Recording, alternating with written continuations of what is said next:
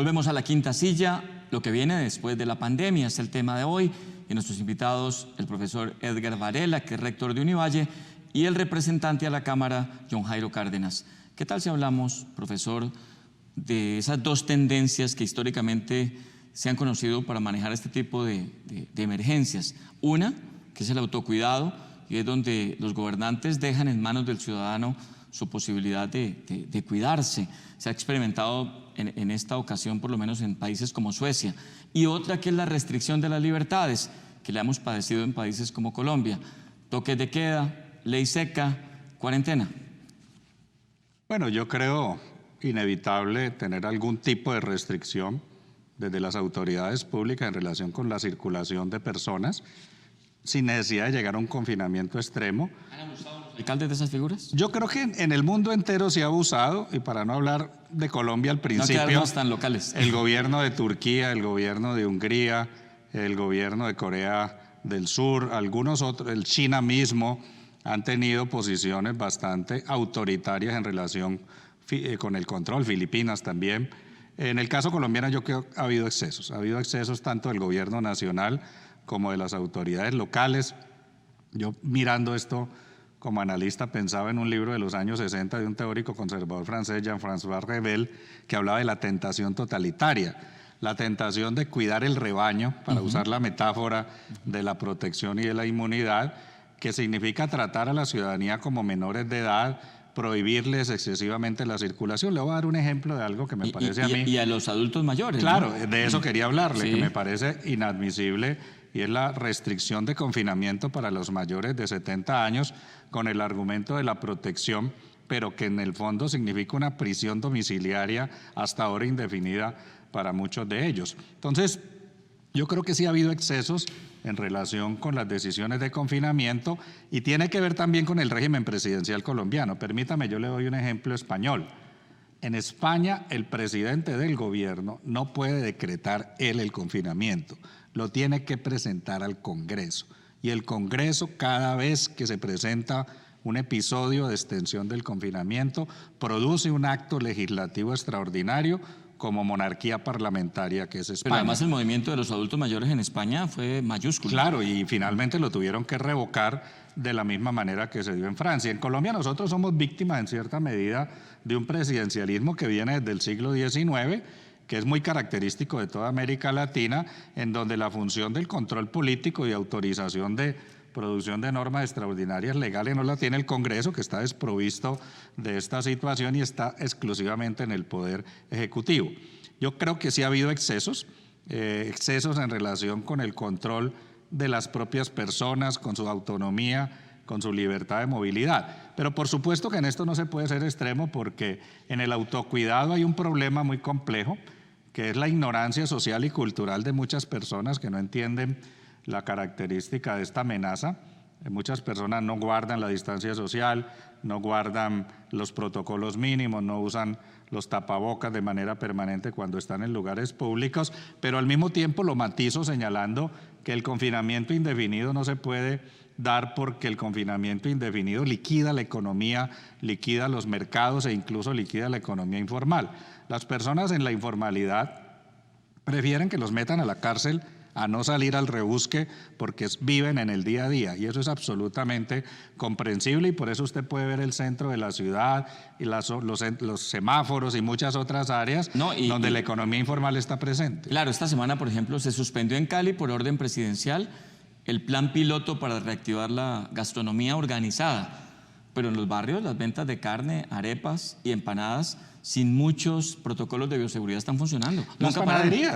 Las panaderías de barrio están abiertas de manera nunca pararon. No las restrictiva. Peluquerías tampoco. Claro, porque una cosa es la economía formal, a la que se le aplican reglas. Y a la que se puede controlar. Y otra cosa es la economía informal, que es absolutamente imposible de controlar. Pero yo sí creo que ha habido excesos, y a mí me parece que es muy importante que el Congreso, de un lado, que los consejos municipales, las asambleas departamentales y los órganos de control constitucional sean un freno y contrapeso. Es una teoría muy importante del derecho moderno, del derecho constitucional, que son los frenos y contrapesos, porque eso ayuda a garantizar que existan libertades públicas y que cualquier decisión extraordinaria sea una decisión primero limitada segundo, razonada, y tercero, que pueda ser revocada.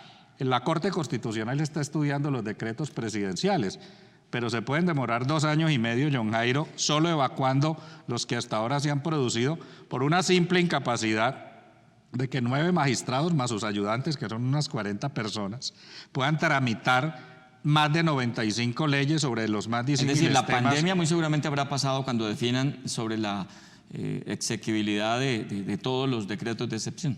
Exacto. Antes de ir al tema de la indisciplina social, yo sí quisiera también escuchar al congresista John Jairo Cárdenas sobre este mismo particular, y es los excesos de algunos alcaldes que con barricadas han cerrado el paso en sus municipios, han decretado toque de queda, ley seca, y bueno, están quienes critican, quienes cuestionan y controvierten este tipo de medidas en Colombia particularmente.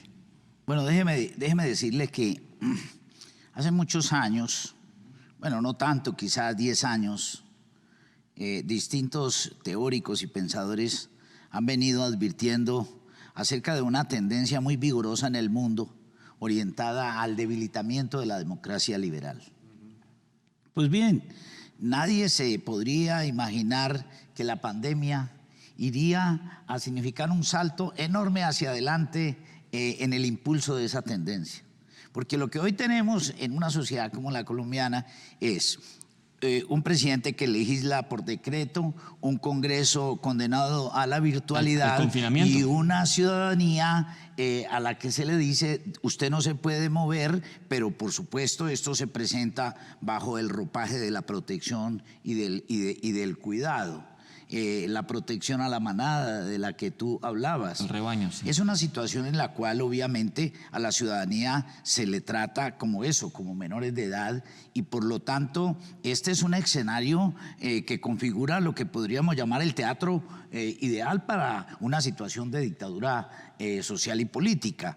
De allí que es importante que todo el mundo entienda que lo que estamos viviendo de ninguna manera es bueno, es bueno. Esta es una anormalidad que hay que corregir, una anormalidad que tenemos que superar, y es imperioso que la sociedad avance. Por supuesto, yo admito que hay unos niveles de riesgo que están asociados a problemas de educación ciudadana, pero precisamente en torno de esto es que es necesario trabajar. En torno de esto es que es necesario adelantar una gran actividad. Y quiero referirme también a otro asunto que me parece de la mayor importancia. En un país con unas tasas de informalidad tan altas como las que tenemos, es obvio que el confinamiento afecta de manera dramática a ese sector que constituye más o menos el 60% de la población económicamente activa. Por lo tanto, lo que se ha hecho es decirle a todas esas personas que no pueden trabajar, es decir, se les priva de la posibilidad del sustento y se genera una tensión que, en mi opinión, no sé cómo se va a resolver. La tensión entre que estas personas, al estar en el mundo de la informalidad, necesitan unos ingresos para sobrevivir, y la circunstancia de que se les está conminando a que permanezcan en sus hogares. Porque viven del día a día. Por supuesto, creo que este es uno de los desafíos. El gobierno está ensayando el camino de los subsidios. Algunas organizaciones políticas venían planteando el tema de la renta básica, es decir, una especie de subsidio que le garantizara a la gente durante el tiempo en que durara la pandemia Mínimo vital. un mínimo vital. El gobierno de alguna manera se ha visto empujado a actuar en esa dirección. El gran problema que hay aquí es si las finanzas públicas nos aseguran la posibilidad de que eso sea viable. Y esto, por supuesto, tiene que ver con otro tópico.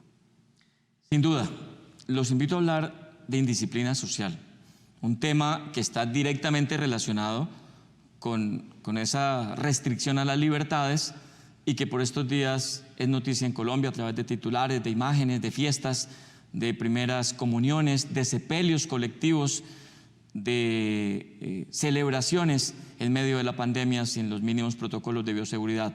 Cali, una de las ciudades más complejas en este sentido, con Barranquilla, Buenaventura, Tumaco, Soledad, en Atlántico y por supuesto algunos sectores en el sur de Bogotá, profesor Varela. Bueno, yo no quiero justificar a los colombianos indisciplinados, pero yo te diría que la indisciplina es global. Esta mañana en internet vi una foto de playas en Inglaterra con miles y miles de personas a 40 grados celebrando el inicio del verano sin distanciamiento social. Veo fotos de amigos en Barcelona, en París, repartiendo en los cafés sin máscaras y sin distanciamiento social. De allí se explican los rebrotes. Claro. O sea, este no es un tema exclusivamente colombiano, pero no lo quiero justificar. Podría entenderlo sociológicamente con algo que John Jairo ha dicho. En la cultura humana está la relación cara a cara como la relación básica de sociabilidad. Y en eso llevamos milenios. Pretender que de un momento a otro la relación de cercanía, de cara a cara, la interacción, el abrazo, el saludo, se puedan romper por el peligro de un enemigo invisible es muy difícil de que se pueda arraigar tempranamente en la cultura. Y en ese sentido es explicable, no justificable, pero es explicable que las personas no quieran enterrar a sus seres queridos sin el cortejo fúnebre. Sin despedir a su ser querido. Que las personas quieran hacer fiestas. La fiesta es una función vital del ser humano desde el origen de los tiempos, ¿no? de la celebración y la conmemoración. Claro, es necesario controlar, es necesario restringir, y allí es muy importante tanto el tema pedagógico como el tema de poder trabajar en un aislamiento que el gobierno llama inteligente, pero que no hemos practicado adecuadamente. Los expertos dicen que a quien hay que aislar no es a la población, sino a los enfermos. Y les doy un ejemplo. En Colombia lo que hacemos es decirle a la persona que está enferma de COVID que se vaya para su casa y que se autoencierre en cuarentena. En Corea del Sur, China y otros países lo que han hecho es una medida mucho más estructural y es encerrar en hospitales, en espacios abiertos, en hoteles que hoy en día no funcionan, a los pacientes para que efectivamente, al aislarlos a ellos, dándoles la garantía de la alimentación y de el cuidado de la salud, se pueda lograr que el grueso del rebaño, que no está contagiado, pueda tener una interacción, digamos, mucho más alta entre sí. Porque el regreso a la casa no garantiza nada. Claro, los expertos y estadígrafos trabajan en la dirección de que si usted aísla los casos y tiene trazabilidad con Big Data, puede haber una mayor relación de comunicación social. Le voy a dar un ejemplo que también empezó a ocurrir esta semana en Francia, y es el retorno de los niños al colegio. Han planteado como política pública en Francia que los niños entre 6 y 12 años tienen una tasa de contagio más baja y pueden socializar en términos relativamente abiertos, no así los muchachos de 12 a los 17 y 18 años, y empezaron un experimento con monitoreo y con rastreo sistemático para poder hacer el retorno de los niños a la interacción social. Entonces, yo creo que sí, el tema no es fácil, pero el confinamiento masivo ha probado que fracasa, porque el autocuidado no se garantiza.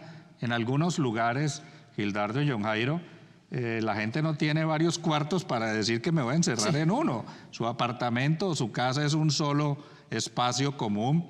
La gente sale a la calle en muchos de los barrios marginales porque no tiene la calidad de vida en el interior de sus hogares para poder llevar una vida buena, como la decían los filósofos norteamericanos de los años 50. Entonces, yo creo que el país y el mundo tienen que transitar hacia el aislamiento de los contagiados, un aislamiento muy selectivo, no el autocuidado de los que están aislados teóricamente, pero que no lo están en la práctica, porque las personas no tienen, sobre todo si son asintomáticos, no tienen conciencia de que pueden causarle un daño irremediable a otra persona. Pero definitivamente el confinamiento masivo no funciona, y yo debo decir que hoy el confinamiento en Colombia es una ficción. Sí, claro. Es una ficción porque 2/3 o 1/3 o la mitad de las ciudades grandes están en la calle.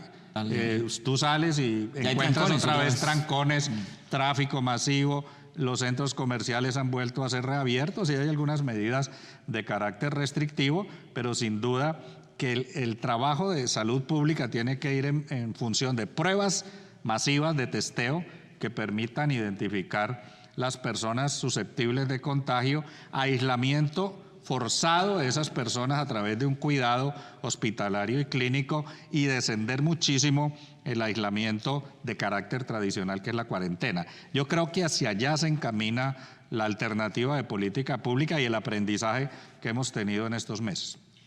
Doctor John Jairo, este tema de la indisciplina social, desde su óptica de investigador social. No, yo lo que tengo claro es lo siguiente. Mire, uno de las experiencias más difíciles para mí cuando empecé a salir al exterior y a conectarme especialmente con europeos fue encontrarme que, a diferencia de nosotros los colombianos, ellos no se tocaban.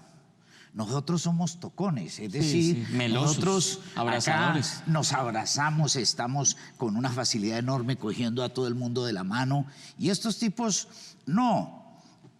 Señalo esto porque por circunstancias que ahora, por supuesto, no me voy a poner a especular sobre ellas, nosotros los colombianos en particular demandamos mucho el reconocimiento mediante el contacto con el otro. Y esa circunstancia especialmente es fuerte en ciertos sectores culturales, étnicos de la sociedad colombiana. De allí que por ejemplo, en Puerto Tejada, cada que el alcalde dice que hay toque de queda, pues todo el mundo se echa a reír y la gente ese día sale más que nunca. Claro. Y en efecto, quiero señalar lo siguiente. No solamente se trata de la fuerza inercial de una serie de costumbres, de comportamientos, sino del hecho real de que es imposible el confinamiento para muchos sectores de la sociedad. Así que yo concuerdo contigo. Admitamos que el confinamiento es una ficción y por lo tanto avancemos en una redirección, en un viraje en lo que significa el enfoque como estamos tratando el riesgo del contagio. El riesgo del contagio hay que reenfocarlo. Y a mí me parece que ya hay experiencias y hay la tecnología suficiente como para poner en marcha dispositivos alternativos. Lo que estamos demostrando es que la alternativa es excesivamente cruel y dramática, con unos costos indecibles. Y yo lo que creo es que el país y el alto gobierno debería intentar hacer un alto, porque el camino que estamos manteniendo va a ser un camino de unos costos enormes, pero que además, vuelvo a repetir, no está operando en la práctica. Así que si de algo sirve lo que yo estoy diciendo ahora, y por supuesto en concordancia con las palabras del profesor Varela, es que ha llegado el momento de sentarnos a replantear esto, porque así como lo hemos asumido, no vamos a tener los resultados, digamos, que se requieren, y por el contrario los efectos colaterales, insisto, van a ser dramáticos. Definitivamente estamos en la quinta silla, hablamos de lo que viene después de la pandemia y vamos a ver una nota que tiene que ver con lo que ha pasado en Univalle, por lo menos en el tema de educación virtual, después de la cuarentena, después del mes de marzo. Más de 2 meses de aislamiento obligaron a Univalle y a las demás instituciones de educación superior del país a implementar la virtualidad para reemplazar las clases presenciales que hasta entonces se adelantaban. Pero ahora muchos se están preguntando, ¿cuándo volverá la presencialidad? ¿Cómo será esa nueva normalidad académica? ¿Cómo funcionarán las cafeterías? ¿Y qué protocolo de bioseguridad ha diseñado la universidad para ese momento? Más de la mitad de los cursos programados mediante la modalidad de clases virtuales se han cumplido de manera exitosa, en el caso de los 12.000 estudiantes de la Universidad del Valle, pertenecientes a las sedes de Meléndez y San Fernando en Cali, como parte del plan diseñado por la institución tras el aislamiento obligatorio decretado desde marzo en Colombia, por la pandemia del coronavirus. En una decisión histórica, el Consejo Académico de Univalle, en sesión virtual, aprobó por única vez establecer las categorías de aprobado, no aprobado y pendientes, en el caso de quienes han tenido posibilidades de acceder a la virtualidad, como fórmula para resolver el semestre que había quedado inconcluso desde el año pasado. Hoy, Transcurridos más de 2 meses del aislamiento obligatorio decretado por el Gobierno Nacional para detener el avance del COVID-19, muchos nos estamos preguntando, ¿cómo será la nueva normalidad académica? ¿Cuándo será el regreso a las clases presenciales? ¿Cómo se puede garantizar un aislamiento social en una ciudadela como Meléndez? ¿Cómo y cuándo reabrirán sus puertas las cafeterías?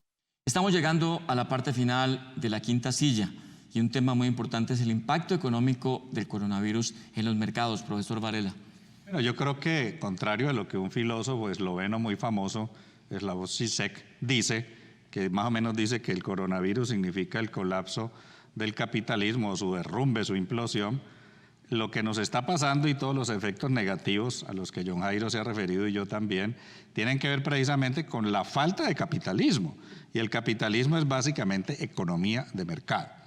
Yo no estoy ni soy partidario de la renta básica universal en el largo plazo, porque ese es un esquema paternalista del socialismo de Estado que fracasó en la antigua Unión Soviética y que produjo su implosión. Si algo tiene el capitalismo como sistema económico es la libre iniciativa y la capacidad de las personas de concurrir al mercado. Una persona del estrato humilde, informal, lo único que pide no es que le den un subsidio, es que lo dejen hacer rebusque, que le permitan vender aguacates, que le permitan vender periódico, que le permitan hacer reciclaje en las calles. Es lo único que piden. Los deportistas lo único que piden es déjenos volver a jugar. Los equipos de fútbol.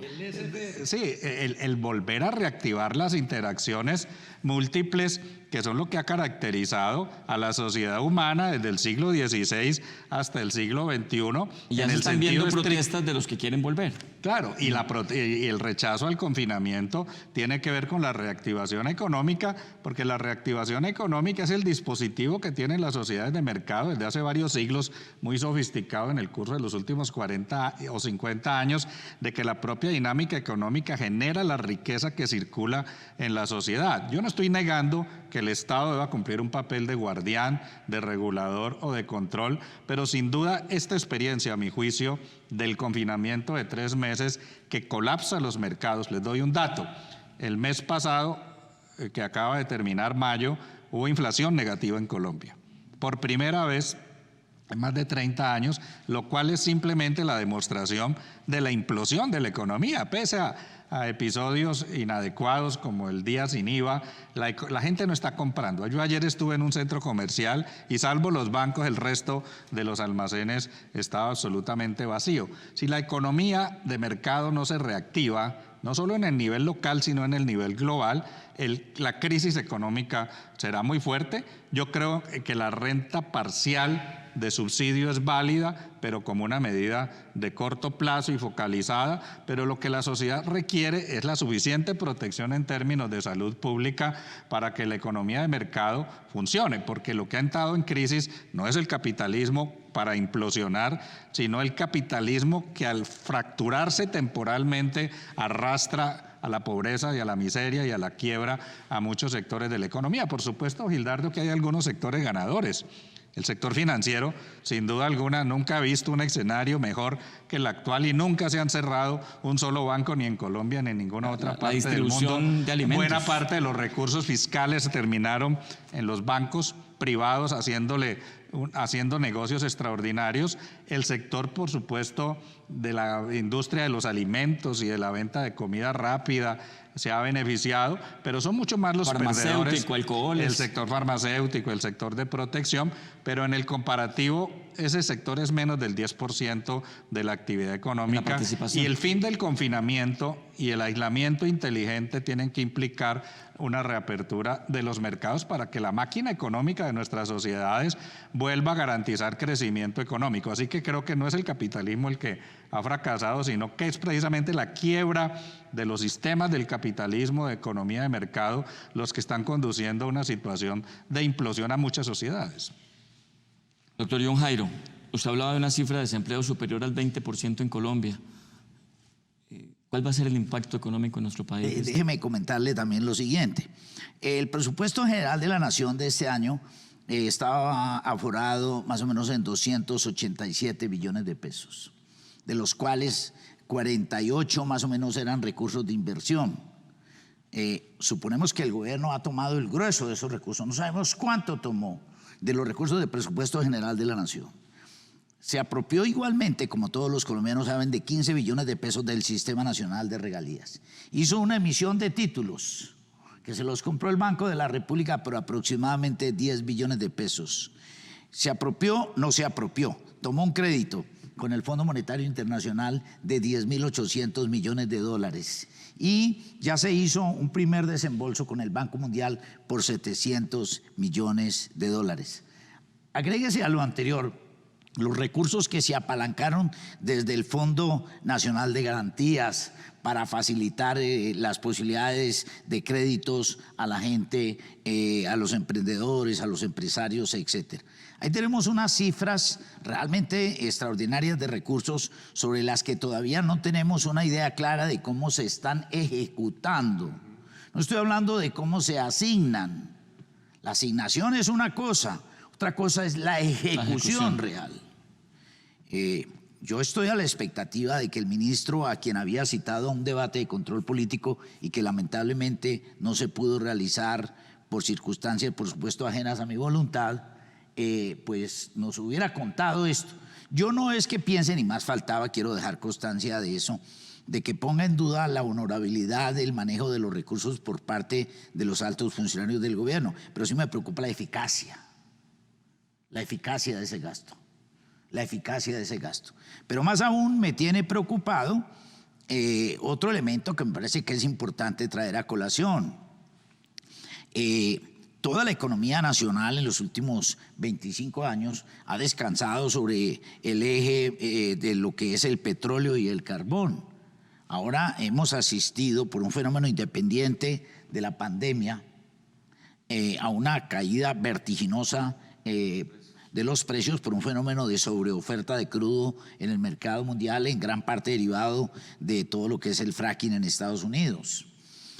No hay ninguna razón para pensar que los precios del petróleo se van a reactivar porque la economía mundial está deprimida y por lo tanto la demanda de crudo también va a disminuir y por lo tanto los precios se van a desplomar. Ese es un panorama muy complejo, sí, frente al que, por supuesto, los colombianos tenemos que sentarnos a pensar, porque lo más duro no es este año, lo más duro va a ser el año próximo, un año que es la antesala de las elecciones presidenciales de mayo. Nos queda un minuto 30 para que concluyamos con unos 50 segundos cada uno, profesor Varela. Bueno, yo creo que tenemos que tener la capacidad de aprender de esta experiencia absolutamente inédita. Y en el tema de política pública hay que afinar los modelos de gestión del riesgo. Yo diría que hay que darle un apoyo muy grande a la investigación científica en el campo clínico, médico, en la patología de este tipo de enfermedades. Colombia tiene capacidades, las universidades las tenemos para poder articularnos con programas de ciencia y tecnología e innovación, incluso con las empresas farmacéuticas para desarrollar nuestros propios derroteros, y a nivel mundial este es un tema que tiene que relevarse. Y hay una urgencia muy grande, Gildardo y John, y es la producción de la vacuna, porque mientras no exista una inmunización basada en este tipo de vacunas, que no son fáciles de producir, que no son fáciles de que sean universales, vamos a continuar con un riesgo que, como lo decía John Jairo, no sabemos cuánto pueda durar. Puede haber un escenario en que todo el 2020, lo que queda, y todo el 2021 estemos en una situación, y año y medio de una situación de anormalidad tan grave puede desplomar las economías y puede desplomar las sociedades. La investigación científica es muy importante, el financiamiento a esa investigación, considerar la salud como un bien público y como una mercancía es decisivo para que podamos salir de esta encrucijada tan compleja a nivel mundial que significa la pandemia del coronavirus COVID-19. Doctor John Jairo, conclusión. El COVID no es un virus. El COVID es el síntoma de un malestar mucho más profundo. Es el reflejo de que algo no está funcionando bien en nuestras relaciones con la naturaleza, en nuestra manera como hemos venido edificando o construyendo las políticas públicas en materia de salud. Por eso yo lo que invito es a que Miremos la enfermedad no solamente como un fenómeno, como una patología, como un virus, sino que a través de ella miremos el mundo y nos atrevamos a aprovechar esta coyuntura para replantear muchas cosas, para redefinir muchas cosas. La crisis tiene que ser una oportunidad para volver a pensar qué somos y qué queremos hacer. Doctor John Jairo, gracias por acompañarnos esta noche. Pues gracias a usted. Profesor Varela, gracias. Muchas gracias, Gildardo. La Quinta Silla volverá en una semana con otro tema de interés regional. Hasta entonces.